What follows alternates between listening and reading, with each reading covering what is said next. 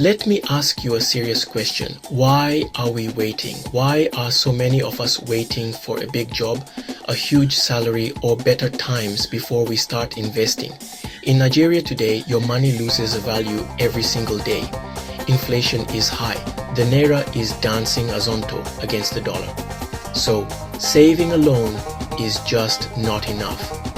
If you had invested 100,000 naira just 5 years ago in stocks, mutual funds, even small real estate, you'd be far ahead today.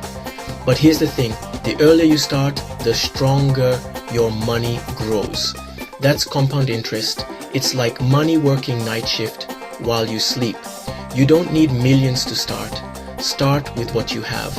10,000 naira, 20,000 naira, or whatever you have. The goal is consistency. Even jollof starts with heat and oil before you add rice. Don't wait till things settle. Just start now. Your future self will thank you. And for those in the diaspora, your dollars, euros, or pounds can build wealth back home. If you move smart, starting from today, start small, start early, start now.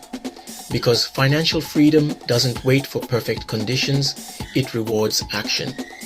If you enjoy this video, subscribe to our channel for more. Turn your hard-earned monies today into wealth tomorrow.